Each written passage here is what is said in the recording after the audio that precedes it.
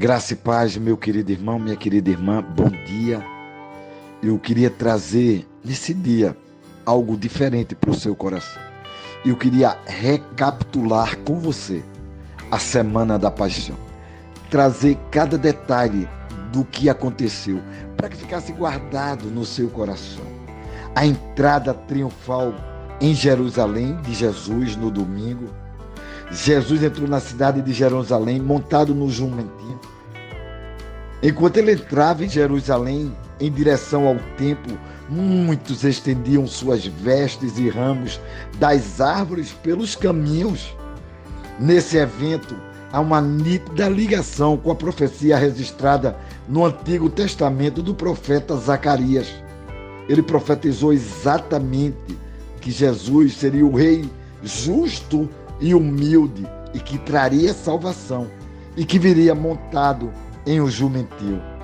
Além disso, há o salmo messiânico que celebra diretamente a procissão do Messias, que é o Salmo 118. Na entrada triunfal, a multidão clamava exatamente as frases do verso 26 desse salmo. No final do dia, Jesus volta a Betânia. O Evangelho de Marcos, o Evangelho de Mateus, que registra essa entrada triunfal de Jesus e que ele passou a noite em Betânia. Chega a segunda-feira da Semana da Paixão. E é interessante que no caminho de volta a Jerusalém, Jesus amaldiçoa uma figueira. Os evangelhos de Mateus e Marcos são os únicos que relatam esse acontecimento. Quando eles saíram de Betânia, Jesus teve fome, então ele viu uma figueira e foi procurar nela algum fruto, porém não encontrou. Vai ser falado também da purificação do templo. Vai estar lá em Marcos e Mateus também. Jesus, quando retorna a Jerusalém, ele expulsa os mercadores que praticavam comércio dentro do templo. Marcos relata a saída dele da segunda-feira. Já sendo tarde, Jesus saiu da cidade de Jerusalém e provavelmente ele volta para Betânia, pois no dia seguinte eles passam pela mesma figueira que havia sido amaldiçoada. E aí Jesus ensina agora, hoje terça-feira, ensina no templo, discute com os religiosos. Jesus, ele começa a ensinar aos príncipes, aos sacerdotes, os escribas, os anciãos. Eles se aproximam dele para confrontá-lo acerca dos últimos acontecimentos. E é tão interessante que nesse contexto Jesus contou várias parábolas. Os 2 filhos, os lavradores maus, a boda dos filhos do rei, a oferta da viúva. O evangelho de Marcos e Lucas registram várias passagens bíblicas. Mateus vai falar do sermão escatológico de Jesus, o filho pródigo. É muito interessante. E esse foi um momento muito importante. Nessa ocasião, Jesus falou sobre a destruição do templo e a vinda do Filho do Homem, ou seja, sua segunda vinda. Esse discurso é conhecido como o sermão escatológico de Jesus. E aí entramos na quarta-feira, e é declarado o plano de matar Jesus.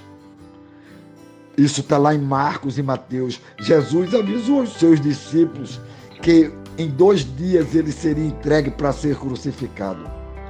O mesmo texto nos informa que os príncipes dos sacerdotes, os escribas e os anciãos, eles reunidos planejavam matar Jesus. Jesus em Betânia, na ocasião, uma mulher com um vaso de alabastro, portanto, é um gueto de grande valor, derramou em sua cabeça, em seus pés, fazendo assim aquilo que Jesus relaciona com uma preparação do seu corpo para o sepultamento.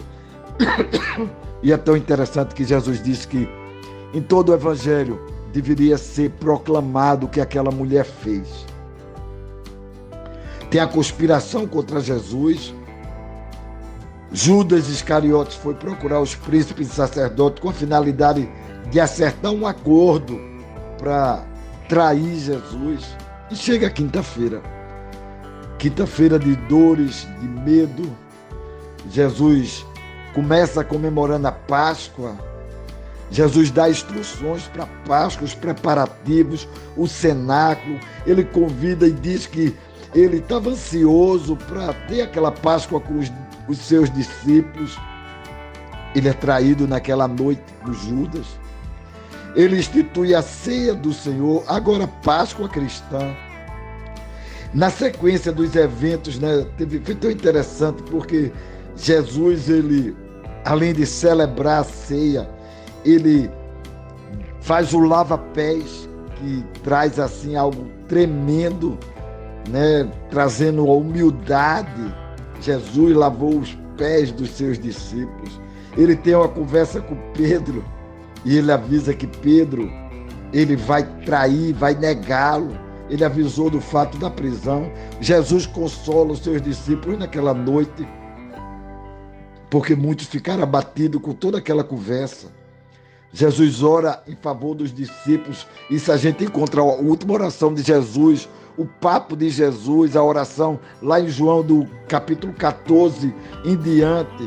Depois aí eles vão para o jardim do Getsêmani. Jesus lá é traído, é preso. Ali o Getsêmani, lá no Monte das Oliveiras, onde Jesus frequentava muito para orar, e ali Jesus é preso. Os evangelhos narram o momento em que Jesus foi preso, todos os 4 evangelhos. Jesus vai ficar diante do Sinédrio, todos os 4 evangelhos. Jesus comparece perante o Sinédrio, ele é acusado, ele é cuspido, negado. Aí é o momento onde Pedro nega Jesus. Olha, queridos, e tem um momento muito interessante que é Pedro e Jesus frente a frente. E a Bíblia diz que Pedro, ele chora copiosamente. E é chegado, queridos, a sexta-feira da Semana Santa, da Paixão de Cristo. Julgamento de Jesus, levado a Pôncio Pilatos. O povo decide por Barrabás e começa a gritar: crucificam. E Jesus assim é crucificado. E às 9 horas da manhã, Jesus foi crucificado num lugar chamado Calvário. E Jesus morre, meu irmão, às 3 horas da tarde. E ali Jesus entregou ao Pai o seu espírito e morreu. Uma lança transpassa o corpo de Jesus, está lá em João. O Evangelho de João registra o ato do soldado que furou o lado do corpo de Jesus, cumprindo as escrituras de Zacarias. Jesus é sepultado. Na cruz, há 7 frases marcantes de Jesus. O sepultamento de Jesus, ele é acontecido do jeito que foi narrado em Isaías. Ele foi sepultado antes do pôr do sol, no túmulo cedido pelo José de Arimateia. E também contou com a participação de Nicodemos, que forneceu as especiarias. Após a morte de Jesus, é chegado o sábado da tristeza, o sábado da dor. Durante todo o sábado, Jesus permaneceu sepultado. Seu túmulo foi atentamente vigiado por um destacamento de guardas, assim como está em Mateus. Sábado de tristeza e de dor, sábado de silêncio. Mas o domingo da vitória chegou, meu irmão. O domingo chegou para a glória de Deus, para o louvor da glória de Deus. E para mim e para você, meu irmão. Ocorreu então o dia mais espetacular de toda a história do ser humano. Cristo ressuscitou dos mortos, triunfante. E aí ele começou a aparecer aos seus discípulos. Está lá em Mateus, em Marcos, em Lucas, em João, em Atos, em Coríntios. Cristo ressurreto, meu irmão. Os 4 evangelhos descrevem o túmulo vazio.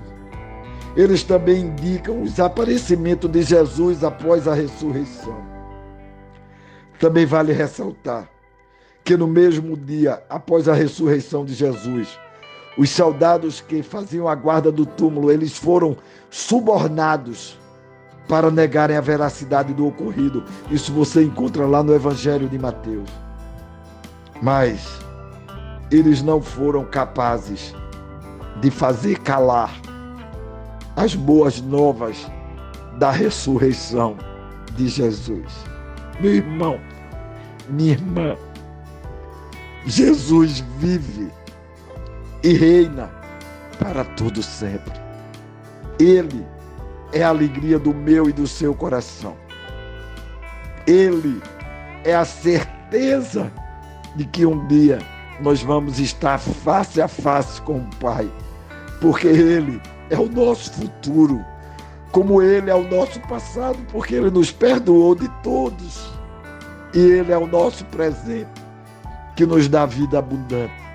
Que Deus te abençoe, que Deus te guarde e te proteja, e faça uma reflexão sobre tudo isso que a gente falou da Semana Santa. Beijo no coração. Deus te abençoe. Não esqueça essa semana, porque essa semana santa, onde Jesus, Ele me deu vida, lhe deu vida, nos deu vida e vida eterna. Deus abençoe.